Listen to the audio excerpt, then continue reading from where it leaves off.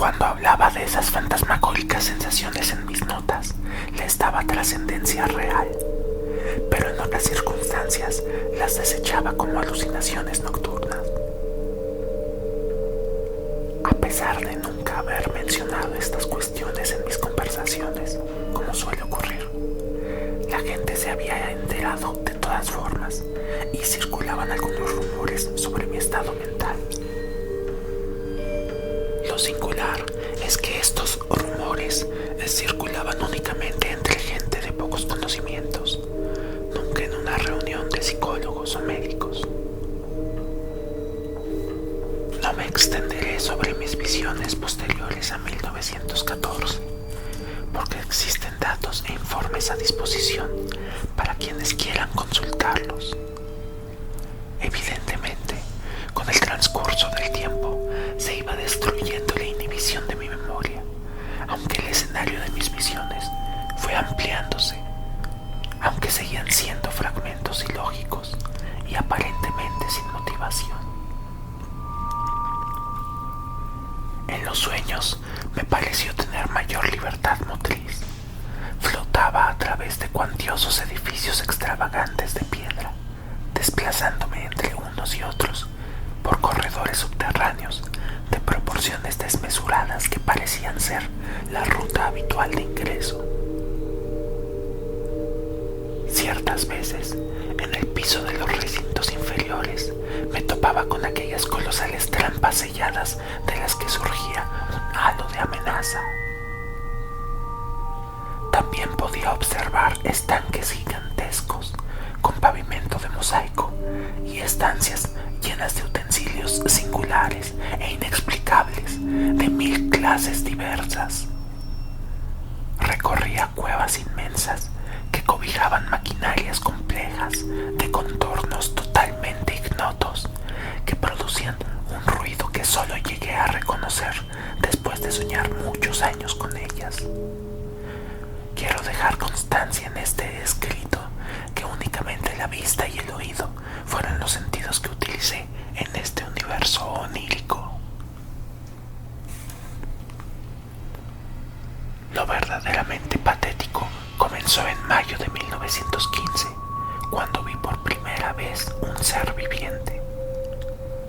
Esto ocurrió antes de que mi pesquisa me diera una respuesta acerca de lo que podía esperar de la mixtura entre la mera ficción y las historias clínicas.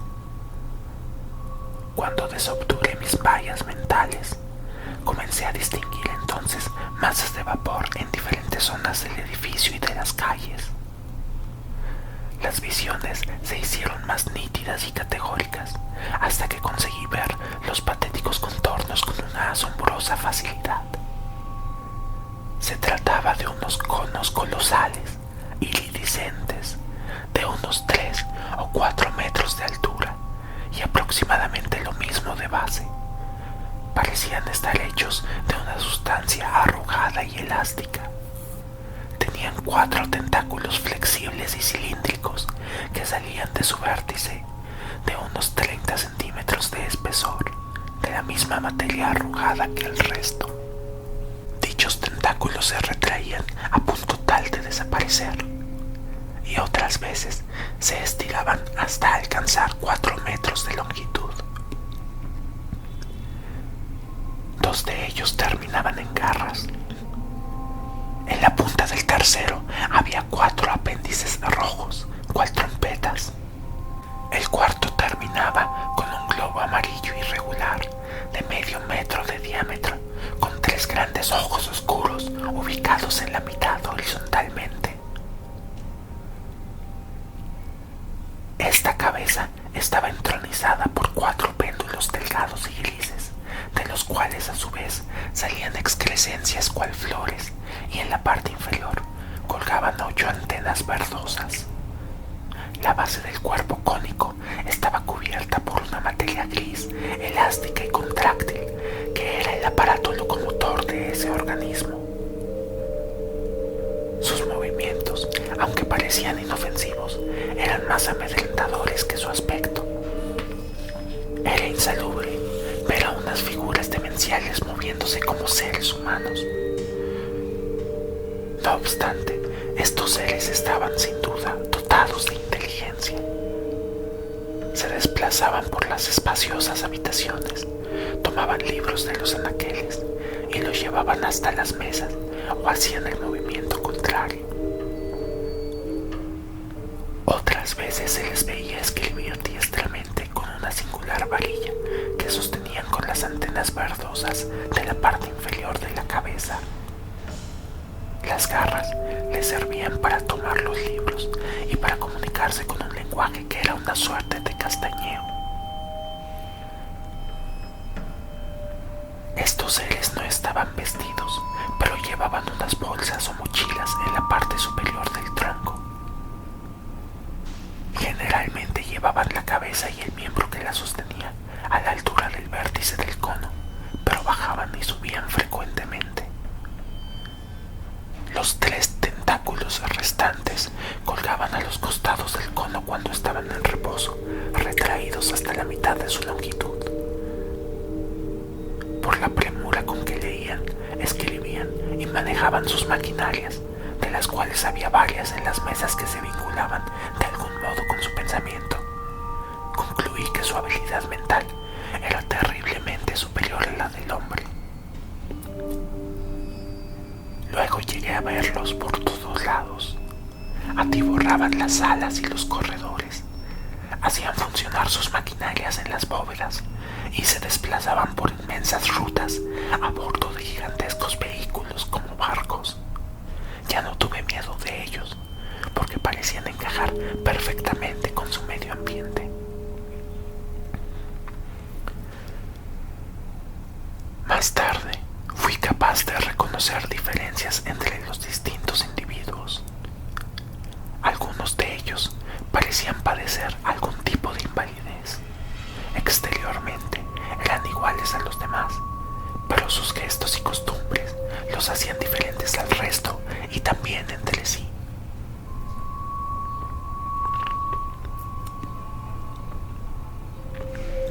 Escribían sin sosiego, pero jamás utilizaban los jeroglíficos ondulantes propios del resto, sino una variada cantidad de alfabetos. De todas maneras, no estoy totalmente seguro de esto, porque mis visiones habían perdido mucha nitidez. Incluso creo que algunos utilizaban nuestro usual alfabeto latino. No obstante, la mayoría de estos seres inválidos trabajaba más lentamente que sus hermanos. Durante un periodo prolongado, yo era en sueños una suerte de conciencia intangible, con una capacidad visual mayor a la habitual, que flotaba alegremente por el espacio, a pesar de que también utilizaba los medios de transporte y las rutas de acceso propias de este universo. El tema de mi existencia corporal no me inquietó hasta agosto de 1915. Y digo que me inquietó porque, aunque fue algo abstracto al principio, este tema se me presentó al vincular con estupor mi repugnada apariencia al contemplar mi propio cuerpo con la materia onírica de mis visiones. Durante mucho tiempo, mi afán principal en los sueños fue evitar la visión de mi propio cuerpo, y recuerdo lo aliviado que me sentía al comprobar la ausencia de espejos en aquellas inmensas habitaciones. No obstante, me perturbaba el hecho de que siempre veía las mesas enormes, que constaban de una altura no inferior a los 3,5 metros, a mi misma altura, como si mis ojos estuvieran al mismo nivel. Por aquel entonces comencé a sentir con mayor fuerza la perversa tentación de mirarme. Finalmente, una noche, no pude seguir resistiendo. En un primer vistazo, no vi absolutamente nada. Inmediatamente después, supe por qué.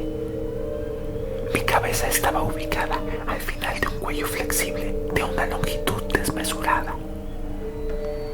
Retrayendo este cuello y mirando exhaustivamente hacia abajo, vislumbré una forma cónica y arrugada, iridiscente, llena de escamas, de unos 4 metros de altura. base. Esa noche desperté a casi todo Arkham con mi grito cuando regresé enloquecido de los abismos del sueño. Únicamente después de repetir el mismo sueño una y otra vez durante muchas semanas, logré habituarme a esa visión monstruosa de mí mismo. Supe entonces que, en mis visiones, me comportaba corporalmente como aquellos seres ignotos. Leía como ellos en los ominosos libros de los anaqueles infinitos y pasaba horas enteras escribiendo en las enormes mesas con unas varillas que maniobraba con las antenas que colgaban de mi cabeza. Recordaba fragmentos de lo que leía y escribía entonces. Estudié historias ominosas de otros mundos y otros universos y conocí las vidas sin forma que latían trascendiendo todo el universo.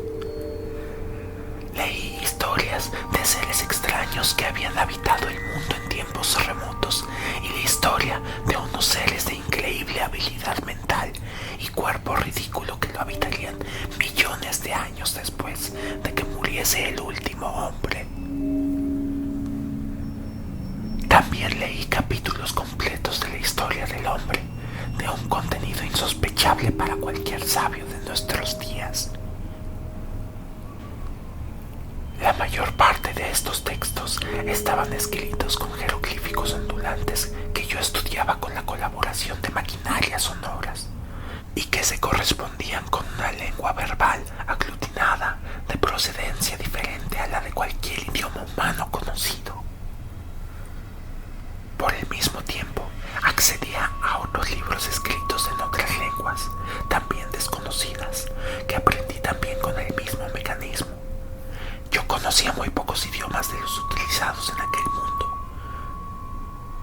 Los cuantiosos y expresivos dibujos que escondían los textos y que otras veces figuraban en volúmenes aparte, eran para mí de una ayuda increíble. Y si la memoria no me miente, durante aquel periodo intercalé mis estudios y lecturas con la escritura en inglés de un documento de mi propia época. Cuando despertaba de estos sueños, únicamente recordaba algunos detalles nimios y desarticulados de los idiomas que había conocido. Sin embargo, en mi memoria quedaban latentes frases completas de la historia que yo escribía en inglés. Incluso antes de que mi personalidad despierta analizase los casos similares al mío o la antigua mitología de donde procedían los sueños, yo ya conocía que los seres de ese universo onírico pertenecían a la raza excelsa del universo, la que había dominado el tiempo y había enviado espíritus embajadores a todas las épocas del mundo. Sabía también que yo había sido arrancado de mi época mientras un intruso se cobijaba en mi cuerpo y que algunos de los restantes cuerpos cónicos guardaban mentes apresadas de un modo análogo. En mis sueños entré en contacto con un castañeo, con los espíritus apresados que provenían de todos los rincones del sistema solar. Había un espíritu que viviría en un futuro absolutamente remoto en el planeta que denominamos Venus, y otro que había vivido en uno de los satélites de Júpiter hace 6 millones de años. Entre los habitantes de la Tierra entré en contacto con varios individuos de una raza cuasi vegetal y alada, de cabeza cual estrella, que había imperado sobre la Antártida Paleocena, con un espíritu de pueblo reptil de la legendaria Valusia, con 3 de las pilosas criaturas que habían adorado a Tzatohua en Hiperbórea antes de la aparición del hombre, con uno de los terroríficos Tolos, con 2 de los arácnidos que habitarán la última edad de la Tierra, con 5 de los colópteros que sucederán inmediatamente al hombre, ante la cual cierto día, frente a una amenaza inexorable y luminosa, la raza excelsa trasladará masivamente sus espíritus superiores. También conocí a varios individuos provenientes de diversas diversas ramas de la humanidad. Tuve la oportunidad de entablar diálogo con el espíritu de Yang Li, filósofo del implacable emperador del Zhanshan, que tendrá lugar en el año 5000 de nuestra era. También con el espíritu de un general de cierto pueblo moreno de gran cabeza que gobernó África del Sur 50.000 años antes de nuestra era. Con el de un monje florentino del siglo XII llamado Bartolomé Corsi. Con el de un monarca del Omar que reinó en aquel ominoso país polar 100.000 años antes de que los amarillos inutos viniesen desde el oriente a someterlo. También dialogué con el espíritu de Nug-Sot, hechicero de los conquistadores negros que invadirán el mundo en el año 16.000 de nuestra era. Con el de un romano llamado Titus Sempronius Plaesus, que fue cuestor en tiempos de Sila. Con un egipcio de la dinastía XIV llamado Kepnes, que me comunicó el luctuoso secreto de Nyarlathotep. También con el de un sacerdote del reino central de Atlantis. Con el de James Goodwill, señor de Suffolk en tiempos de Cromwell. Con el de un astrónomo peruano del siglo preincaico. Con el de un médico australiano, Neville Kingston Brown, que perderá la vida en el año 2518 de nuestra era. Con el de un archimago del reino de Xie, perdido en el océano Pacífico. Con el de Theodótides, oficial greco-bactriano del año 200 a.C. Con el de Pierre-Louis Montaigne, un anciano francés de la época de Luis XIII. Con el de Cromwell, caudillo cimelio del año 15.000 antes de nuestra era. Y con tantos otros que no me es posible recordar todos los asombrosos secretos y maravillas inquietantes que me revelaron. Cada mañana me despertaba afiebrado, cuando los datos que había recogido en los sueños podían encontrarse dentro de la esfera científica actual. Me lanzaba con desesperación a los libros para verificar su falsedad o veracidad. Los hechos que se conocían se enriquecían con nuevos y confusos detalles, y yo me fascinaba ante aquellas maravillas oníricas capaces de otorgar pormenores tan adecuados para la historia de la ciencia.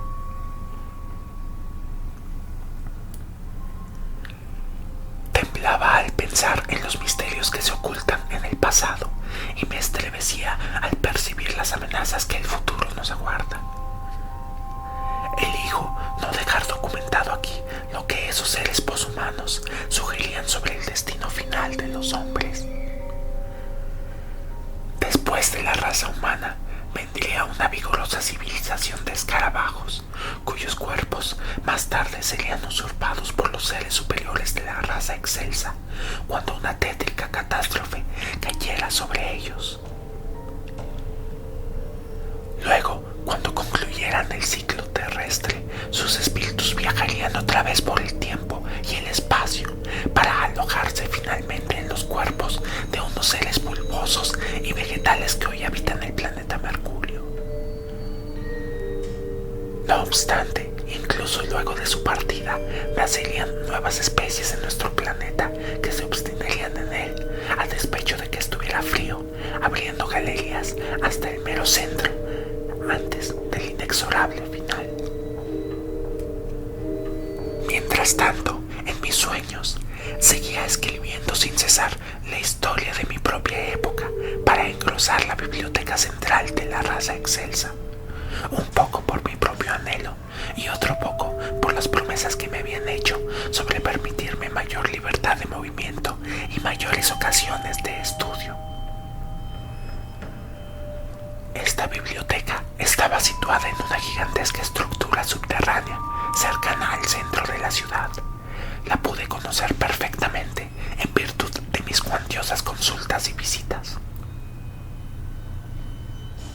Este edificio había sido concebido para resistir tanto como la estirpe que lo construyó y para combatir los más terribles temblores de la tierra, de manera tal que el colosal archivo excedía en tamaño y solidez a cualquier edificio. Los documentos, que se escribían o imprimían en grandes hojas de una suerte de celulosa muy resistente, estaban encuadernados en volúmenes que se abrían por la parte superior y eran guardados en estuches individuales de un metal gris, inoxidable y tremendamente liviano. Todos los estuches estaban ornamentados con motivos matemáticos y tenían el título impreso en los jeroglíficos ondulantes de la raza excelsa. Los volúmenes, resguardados de este modo, estaban situados en hileras de cofres rectangulares, hechos con el mismo metal inoxidable y que se cerraban con un complejo sistema de cerrojos. La historia que yo estaba redactando ya tenía asignado un sitio en uno de los cofres de la parte inferior, reservada para los vertebrados, en la sección destinada a las civilizaciones humanas y de la estirpe reptil y peluda que las habían precedido en el planeta. En ningún sueño pude elaborar un cuadro completo de la cotidianidad de ese mundo. Únicamente conservé fragmentos confusos e incoherentes que no tenían ninguna relación. Por ejemplo, tengo una vaga idea de cómo transcurría mi propia vida en ese mundo onírico. No obstante, creo que tenía una habitación de piedra exclusiva para mí. Mis límites como ser apresado fueron disipándose gradualmente, de manera tal que algunas noches soñé que viajaba por las calles colosales de la selva y que visitaba pueblos extraños y recorría las enormes torres sin ventanas, las torres oscuras y en ruinas que tanto pánico producían en la raza excelsa. También realicé extensos viajes por mar en buques de innumerables cubiertas y velocidad inaudita, y exploraciones por regiones salvajes en cohetes aerodinámicos de propulsión eléctrica. Atravesando el cálido y extenso océano se erigían otras ciudades de la raza excelsa, y en un continente remoto pude contemplar los rústicos pueblos de criaturas aladas con hocico negro que serían la raza prevaleciente cuando la raza excelsa enviase a sus seres superiores hacia el futuro para escapar del horror que los acechaba. Toda la naturaleza, con profusión de llanuras, era característica por la vegetación vertiginosa. Había pocas colinas y todas eran bajas y muchas veces volcánicas. Podría llenar libros describiendo los animales que habitaban aquel mundo. Todos eran salvajes, ya que el alto nivel técnico de la raza excelsa había eliminado los animales domésticos y toda la alimentación podía ser vegetal y sintética. Había reptiles rudimentarios y gigantes que emergían en los pantanos llenos de niebla. Movían sus alas en un clima denso y atravesaban los lagos y los mares. Entre ellos creí reconocer modelos primitivos de los pterodáctilos, laberinodontos, plesiosaurios y los restantes dinosaurios conocidos por la paleontología. No hallé ni aves ni mamíferos. En la tierra y en los pantanos pululaban serpientes, lagartos y cocodrilos, y los insectos zumbaban interminablemente entre la voluptuosa vegetación. En el mar distante, unas bestias inconcebibles lanzaban altos chorros de espuma al cielo vaporoso. Una vez bajé hasta el fondo del océano, montado en un colosal submarino que tenía proyectores por donde era posible ver rudas criaturas acuáticas de inimaginable magnitud y ruinas de ciudades arcaicas sumergidas. También allí, en las aguas abismales, había también gran cantidad de corales, peces, crinoideos, braquiópodos e innumerables formas vivas. Poco pude conocer en mis sueños sobre la psicología, la fisiología, las costumbres y la historia de la raza excelsa. Muchas de las afirmaciones que hago en este documento fueron deducidas de mis estudios más que de mis sueños propiamente dichos. Ciertamente, hubo un momento en que mis lecturas e investigaciones excedieron lo conocido en mis sueños por muchas razones, de manera tal que muchas veces estos no eran más que una confirmación de lo que había estudiado. Mis sueños se ubicaban en la época correspondiente al final de la era paleozoica o comienzos del Mesozoico, es decir, hace aproximadamente 150 millones de años. Los cuerpos en los que residía la raza excelsa no pertenecían a ningún ciclo evolutivo conocido por la ciencia. Indudablemente se trataba de eslabones perdidos que no habían dejado progenie en nuestro planeta. Desde la perspectiva biológica, su estructura orgánica era homogénea y diferencial entre un vegetal y un animal. Sus funciones celulares y sus metabolismos eran tales que casi no sentían fatiga y no necesitaban dormir. Se nutrían con un alimento semilíquido, diferente al de cualquier animal hoy existente, a través de unos apéndices rojos, cual trompetas que salían de sus tentáculos retráctiles. Solo tenían dos sentidos que reconocemos los humanos, la vista y el oído. El oído se ubicaba en las excrescencias cual flores que les crecían en la parte superior de la cabeza. Sin embargo, tenían otros numerosos sentidos, inexplicables para mí, que nunca sabían cómo utilizar los espíritus que estaban apresados dentro de sus cuerpos. Sus tres ojos estaban ubicados de tal modo que tenían un campo visual muy superior al nuestro. Su flujo sanguíneo consistía en una suerte de licor verde oscuro y espeso. No tenían sexo, se multiplicaban a través de semillas o esporas que llevaban en racimos cerca de la base y que brotaban solamente bajo el agua. Para que sus crías crecieran, usaban enormes estanques de poca profundidad. Cabe señalar que, debido a la longevidad de la raza, que promediaba en los 400 o 500 años, solo era permitida una limitada germinación de esporas. La progenie anormal era exterminada en cuanto se comprobaba su anomalía. Como no tenían tacto ni conocían el dolor, reconocían la enfermedad y la cercanía de la muerte por señales decodificables con la vista y el oído. El que moría era cremado en grandes rituales. A veces, como conté con anterioridad, un espíritu astuto escapaba de la muerte proyectándose al futuro, pero estos casos no eran numerosos.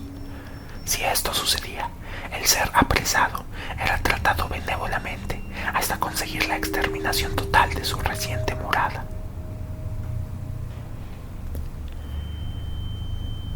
La raza excelsa formaba una sola república, pero con rasgos diferentes según la región. Estaba dividida en 4 provincias que solo compartían las instituciones básicas. En ellas reinaba un sistema político y económico similar a nuestro socialismo, pero con ciertos matices fascistas. La producción se repartía equilibradamente. El poder ejecutivo estaba en manos de una pequeña junta elegida por voto de los ciudadanos capaces de superar ciertos test psicológicos y culturales. La estructura familiar era bastante flexible, aunque podían reconocerse ciertos vínculos entre los miembros de una misma clase y los niños eran educados por sus padres. Sus similitudes con las actitudes de instituciones humanas se manifestaban en la filosofía y todo lo que comparten los organismos vivos. Además, se asemejaban a nosotros en todo lo que nos habían copiado, porque la raza excelsa indagaba el futuro para extraer de él lo que más le fuera propicio. La industria, altamente mecanizada, requería muy poco de cada ciudadano. El tiempo libre, que era excesivo, se utilizaba en actividades intelectuales y estéticas de todo tipo. El conocimiento científico había alcanzado un nivel excepcional y el arte era fundamental para la vida, pero en el periodo de mis sueños había comenzado a decaer. La tecnología estaba fuertemente alentada por la persistente lucha por la supervivencia y por la necesidad de proteger los edificios de las grandes ciudades de los terribles sismos geológicos que aquejaban esos días primitivos. El nivel de crímenes era increíblemente bajo. Un sistema policíaco eficaz se ocupaba de mantener el orden. Los castigos iban desde la pérdida de privilegios hasta la pena de muerte, pasando por la prisión y lo que se denominaba como penalización emocional. La justicia nunca se llevaba a cabo sin analizar pormenorizadamente las razones que había tenido el criminal. Las guerras no eran habituales, pero eran terribles y enormemente destructivas. En los últimos milenios, además de algunas guerras civiles, realizaron grandes expediciones bélicas contra los primordiales alados y con cabeza de estrella que habitaban las regiones antárticas. Había un ejército colosal que se defendía con luminosas armas eléctricas parecidas a nuestras cámaras fotográficas, que estaba siempre dispuesto por si se desataba una alarma concreta, jamás especificada, pero relacionada con las torres negras ruinosas y sin ventanas y las trampas selladas de los corredores subterráneos. Nunca nadie afirmaba abiertamente el pánico que inspiraban aquellas ruinas basálticas y aquellas trampas. Únicamente se referían a esos lugares macabros de un modo temeroso. También era singular que no hallara ninguna referencia a ese temor en los libros que consulté. Sospecho que era el único tema velado de la raza excelsa, y me pareció que se vinculaba no solo con las luchas pasadas, sino también con el peligro posterior que un día obligaría a la raza excelsa a enviar el futuro a sus seres superiores.